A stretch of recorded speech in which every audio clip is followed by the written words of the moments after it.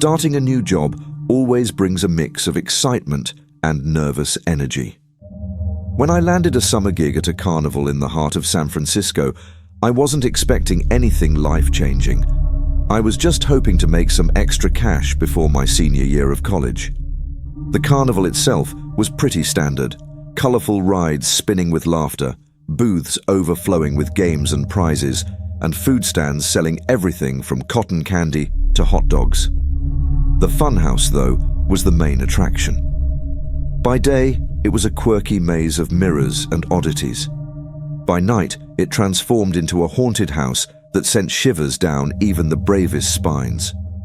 But what made this funhouse stand out was that it wasn't some cheap, makeshift structure. It was an old mansion, a real one, repurposed for thrills. When I was told my job was to manage the funhouse, I thought it sounded simple. Guide people in, make sure they had a good time, and watch them leave. Nothing too complicated. It was popular with carnival goers, and I figured it would be an easy gig. But as the days passed, something began to gnaw at me. It started with the numbers. Small inconsistencies at first, the kind of thing that you could easily brush off. I'd count a group of 12 heading into the funhouse, but when they exited, I'd only see 11. The first couple of times, I assumed I'd just miscounted. It was chaotic after all, people screaming, laughing, the sound of carnival music drowning out everything else. But then, it kept happening. Day after day, the numbers didn't match up. Groups of 8 went in, but only 7 came out. 9 went in, but just 8 emerged. I told myself I was imagining things, but deep down, I knew something was wrong. Then came the night that changed everything. It was just past sunset, and the carnival was in full swing, lights twinkling in the dark like stars. I was at my post when I saw her, a brunette woman who stood out in a sea of families and teenagers. She was beautiful, almost unreal, like she didn't belong in a place like this. She looked to be in her early 20s, maybe a couple of years older than me. Our eyes locked for a moment, and something about her gaze lingered with me. She smiled softly as she handed me her ticket, and I directed her into the funhouse, trying to act normal despite the knot that had suddenly formed in my stomach. I watched her disappear into the dim entrance of the funhouse, her figure swallowed by the shadows. I went back to my duties, but I couldn't stop thinking about her. Every so often, I'd glance at the exit, expecting her to walk out with that same serene smile. But minutes passed, and she didn't emerge. More people entered, and the funhouse churned on, but I kept waiting. 10 minutes, 15, still no sign of her. I started to feel uneasy. Something was wrong. After another group exited, and she still hadn't appeared, I couldn't shake the feeling that something had happened to her. With a growing sense of dread, I made the decision to abandon my post.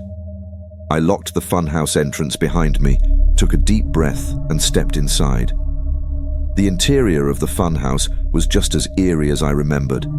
The narrow corridors were lined with mirrors that reflected distorted images back at me, creating an unsettling sense that I wasn't alone. The flickering lights cast long shadows, turning even the most mundane objects into something sinister. I moved through the maze, calling out, but all I got in return was silence, broken only by the occasional creak of the old mansion's walls. Then, as I was about to give up, something caught my eye, a faint seam in one of the walls. It was barely noticeable, but it was there. My heart began to race. I pressed my hands against the seam, feeling around for anything unusual. After a moment, I heard a soft click. The wall slid open, revealing a hidden door. A pitch-black corridor stretched out in front of me, the kind of darkness that felt heavy, almost suffocating. I stood there for a moment, frozen in shock. What was this? My first thought was to report it to my boss, but my curiosity got the better of me. I turned on my phone's flashlight and stepped into the hidden passageway. The air in the corridor was damp and musty, as if it hadn't been touched in decades. My footsteps echoed unnaturally as I walked, the sound bouncing off the walls in a way that made it hard to tell how far the passage stretched. At the end of the hallway, I found another door. I braced myself and opened it, half expecting something horrible on the other side. But to my surprise, it led straight back outside to the carnival grounds. Relief washed over me. This was probably just some forgotten exit. That explained the missing people. They must have stumbled upon this door by accident and assumed it was the proper way out. But even with that explanation, something still felt wrong. That woman hadn't left, not through the main exit and not through this one. And there was something unsettling about the corridor itself. I couldn't shake the feeling that it was hiding more secrets. Against my better judgment, I decided to keep exploring. A part of me needed to know the truth. I retraced my steps, moving deeper into the funhouse. I wandered through a few more rooms, trying to stay calm despite the creeping anxiety gnawing at me. Then I saw it. Another seam in the wall, just like the first. This time, when I opened it, the experience was completely different. The first thing that hit me was the smell. A sickening, putrid stench that made my stomach turn. The air was heavy with the scent of decay, like something had died down there. Worse than the smell, though, was what lay beyond the door. This one didn't lead to another corridor. It led down. A narrow ladder descended into complete darkness. I stood at the edge, my heart hammering in my chest. Every instinct screamed at me to turn back, but I couldn't ignore the possibility that she might be down there. Against every ounce of common sense, I started climbing down. The further I descended, the worse the smell became. By the time I reached the bottom, I could barely breathe through the stench. My flashlight flickered across the floor, revealing a sight that made my blood run cold. I wasn't in a basement. I was in a tunnel, an underground tunnel that stretched far beyond the funhouse. The walls were damp, the air thick with moisture, and the tunnel seemed to go on forever. I felt like I'd stepped into another world, one where the rules of reality no longer applied. My mind raced, trying to process what I was seeing. There was no way this was part of the funhouse. It didn't make sense. But before I could turn back, something caught my eye, a small white object lying on the ground just a few feet ahead. I picked it up, and my stomach dropped. It was a purse, her purse. The white glittery fabric sparkled under my flashlight's beam. My mind started to race. She had been down here, but where was she now, and why had she left her purse? Panic set in. I wanted to leave. I needed to leave. But instead, I found myself calling out her name, my voice echoing eerily down the tunnel. For a long moment, there was nothing but silence.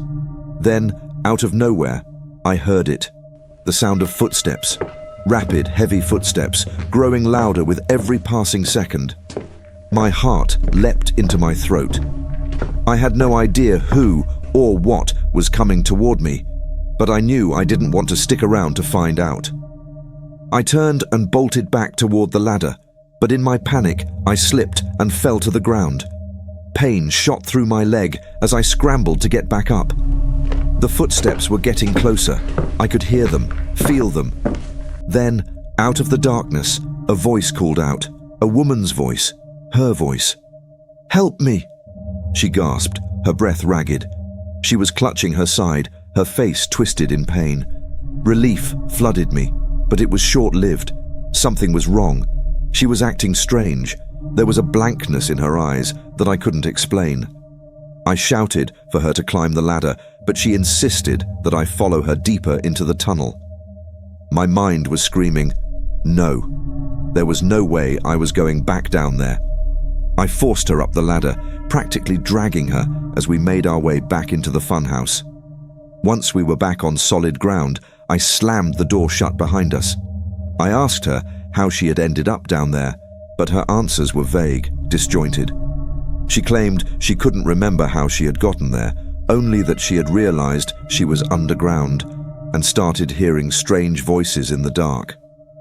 When I pressed her, she just stared at me with that same eerie blankness. I had enough. I needed to get away from her. I called the police, but she disappeared before they arrived. I never saw her again.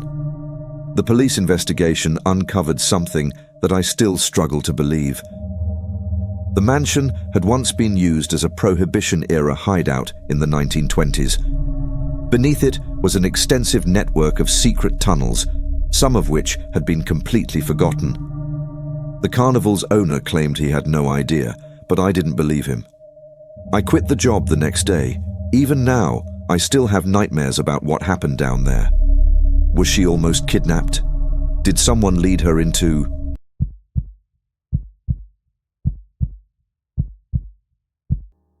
Ever since I was a child, I had an obsession with carnivals. The flashing lights, the games, the unexpected joy of it all. While some people might see them as strange or childish, I never did. Growing up in a quiet little town in Michigan, there wasn't much else to do. So, whenever the carnival rolled into town, you could bet I'd be there, spending every possible moment at the fairgrounds. It's been over 2 decades since then, and though things have changed, my love for carnivals never really faded. But what I'm about to tell you changed everything. I was around 11 years old when this strange event took place. I was kind of a nerdy kid, always with my nose in books. A few days before the spring carnival arrived, I was in the local library, browsing through some dusty old books on the history of our town. I wasn't looking for anything specific, just something to kill time. Then, out of nowhere, a small, faded slip of paper fluttered out from between the pages of an ancient book. Curious, I picked it up, and to my surprise, it was a carnival ticket, but not for the upcoming one. The date on it was over 20 years old. I couldn't believe my luck. Finding something like this was like uncovering treasure. Even cooler, the date on the ticket matched the date of this year's carnival, which was only a day away. It was a strange coincidence, but I thought it'd be fun to see if I could use the old ticket just for kicks. Maybe the booth attendant would punch it, and I'd have a cool keepsake. The next evening, I arrived at the carnival, buzzing with excitement. The smell of cotton candy and popcorn filled the air, just like it always did. I approached the ticket booth and handed over the old ticket. The man behind the counter glanced at it, and his face turned pale. His reaction was so bizarre, he looked genuinely unsettled, as if he had seen a ghost. But then he forced a nervous smile and handed the ticket back to me without a word. He didn't even punch it. I felt a shiver run down my spine, but I brushed it off. Maybe he was new and didn't recognize the design. I spent the evening playing games, eating funnel cake, and wandering around the carnival. But something felt off. No matter where I went, I could feel eyes on me. At first, I thought I was just being paranoid. But then I started noticing the carnival workers looking at me strangely, whispering amongst themselves when they thought I wasn't watching. I tried to shake it off, but the unease kept building. Eventually, I approached an older man who ran the ring toss game. He looked like he'd been working the carnival for years, so I figured maybe he'd know what was going on. I showed him the old ticket, hoping he could explain why it was causing such a stir. The moment he saw it, his face drained of color. He glanced around nervously before leaning in close, his voice low. "Where did you find this?" he asked, his eyes darting around the crowded fairgrounds. I told him about the library, about the book, but his expression only grew darker. "You found something that wasn't meant to be found," he whispered.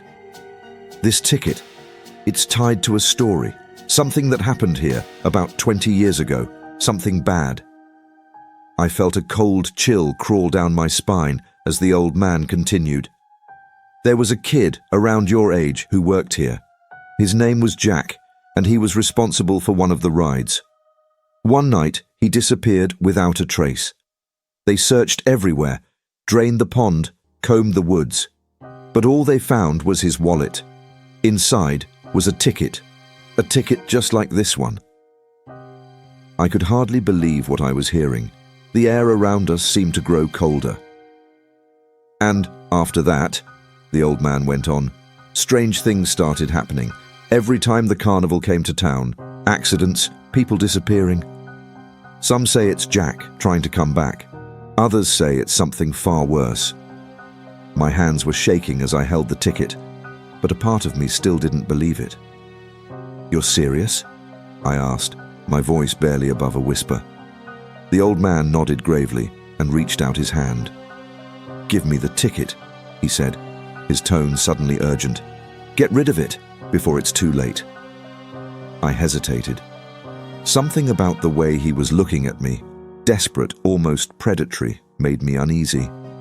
Why did he want the ticket so badly? It was just a piece of paper, after all. "No," I muttered, pulling the ticket closer to me. The old man's face twisted in frustration. He lunged forward, his hand brushing mine as he tried to grab the ticket from my grip. "You don't understand," he hissed, his voice trembling with fear. "You need to get rid of it." His eyes darted wildly around us, as if expecting something or someone to appear at any moment. Panic surged through me. I stumbled backward, muttering an excuse as I quickly made my way into the crowd. Behind me, I could hear him shouting after me, but I didn't look back. The carnival, once so full of joy and excitement, now felt suffocating. The lights seemed too bright, the sounds too loud. I left early that night, the ticket still clutched in my hand, but the fun was gone. All I could think about was what the old man had said. Over the next few days, my life took a strange turn. First, I missed my school bus. Then, I scraped my knee in a nasty fall from my bike. It didn't seem like much at first, but then things got worse. My best friend accused me of stealing his prized baseball card, something I would never do, and we had a massive falling out. Soon after that, my mom lost her job, and my brother broke his leg skateboarding. Even our dog, Rusty, passed away. It felt like a dark cloud had settled over my family, and no matter what we did, things just kept getting worse. I couldn't help but remember the old man's warning about the ticket stirring things up. It seemed ridiculous. How could a piece of paper cause all this? But as the days dragged on, the string of bad luck that followed me was too much to ignore. My dad laughed it off when I told him, saying I was being superstitious, but I wasn't so sure. One afternoon, after yet another rough day where I had forgotten my lunch at school, I pulled the ticket out again. It felt heavy in my hand, as if it carried the weight of all the bad things that had happened since I found it. I couldn't take it anymore. I grabbed my raincoat and trudged out to the creek that ran behind our house. The rain poured down, soaking me to the bone, but I didn't care. I stood at the edge of the creek, heart pounding in my chest, and tore the ticket into tiny pieces.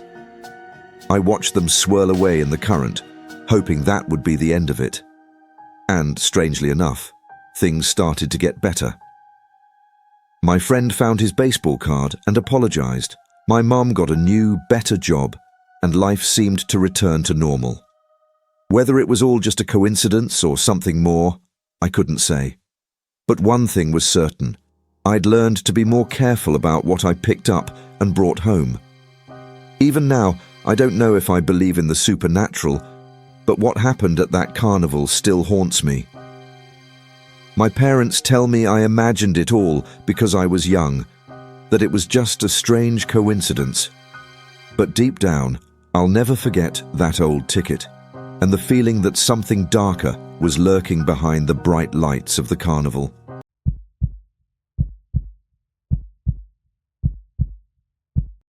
I've always hated carnivals. To me, they're disgusting places crawling with noisy kids, the nauseating stench of greasy food, and the fake excitement of rigged games. But I think my hatred for them is a bit biased, probably shaped by what I'm about to tell you. A few years back, my younger brother convinced me to take him to the local carnival. I wasn't thrilled, but I didn't want to be rude. After a while, he got bored, so I called my mum to come pick him up. I wasn't in the mood to go home, though. I was avoiding my dad after a big fight. I told my mum I'd walk back later, so she picked up my brother and left. The carnival wasn't much to look at that night. It felt almost deserted compared to previous years, with only a handful of miserable-looking people wandering around. I figured I might as well walk around for a bit to get my money's worth, seeing as I'd already paid for the ticket. I decided to check out the funhouse, thinking it might be cool. When I walked in, I noticed it was completely empty. No one else was inside. It was the first time I'd ever been in a funhouse alone. And let me tell you, it's a totally different experience. The usual laughter and chatter you expect in a place like that? Gone. Without it, it was just eerie silence, broken only by the occasional creak or distant sound from outside. The mirrors that normally warped people's faces into goofy shapes now seemed sinister, reflecting only me, alone, surrounded by distorted versions of myself. I shrugged it off and started walking through. The warped mirrors did make me chuckle a bit at first, but then, halfway through, I noticed something strange. In one of the reflections to my left, I caught a glimpse of a bald man with sunken eyes peering at me. I turned around instantly, but there was no one there. The mirrors were so disorienting that I couldn't figure out where he might have been standing. The fact that I hadn't heard the door open sent a shiver down my spine. Had he snuck in behind me? Or worse, had he been inside the funhouse all along? I tried to shake off the uneasy feeling and kept walking, picking up my pace. But then I saw him again, this time with a deranged smile. It was definitely the same face. I tried to figure out where he was standing, but with all the reflections, it was impossible. I yelled out, "Get lost!" But the only response was the eerie silence. My pulse quickened as I hurried forward, but the mirrors made it hard to navigate. Every turn seemed to lead to a dead end. I was sweating now, constantly looking over my shoulder, every mirror reflecting a different version of the twisted funhouse. Just as I thought I'd found the exit, a hand shot out from behind one of the mirrors and grabbed my wrist. I screamed, my heart pounding in my chest.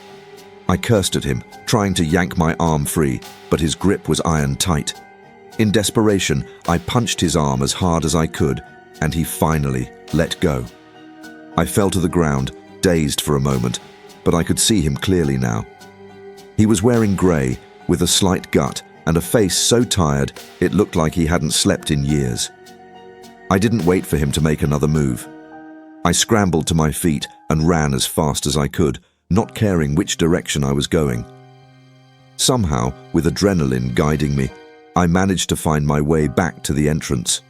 I burst out of the funhouse, gasping for air. My hands were trembling as I reached into my back pocket, and that's when I realized something terrifying. My wallet was gone. It must have fallen out when I hit the ground. Panic surged through me as I ran to the nearest carnival worker. I told her everything, hoping she'd help.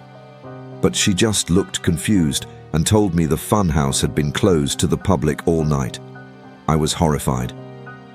The police came, searched the funhouse, but found nothing, not even my wallet. I told them that the guy who grabbed me had to be an ex-employee, someone with a key, but they shrugged it off like it was no big deal. I felt like an idiot, but I knew what had happened. They didn't believe me, so I went home, shaken but unharmed. I wish I could say that was the end of it, but it wasn't. A week later, my girlfriend called me in the middle of the night, her voice frantic. Someone had been texting her, pretending to be me, telling her I was stranded and needed help with a flat tire. She'd almost gone out there alone, to a remote spot far outside town. But thankfully, her dad insisted on coming with her. When they arrived, they saw 6 men get out of a car parked nearby. none of them were me. Her dad realized something was wrong and got them out of there before anything could happen. The thing is, I had my girlfriend's number written down in that wallet. That's how they must have gotten her contact information. After that night, we changed all our phone numbers and haven't had any issues since. It's been a month now, and I still can't shake the feeling that someone out there is watching us, waiting. I hate carnivals. I always will. And it's not just because of the noise or the food or the crowds. It's because of what happened that night and the terrifying realization that there are people lurking in the shadows, waiting for the perfect moment to strike.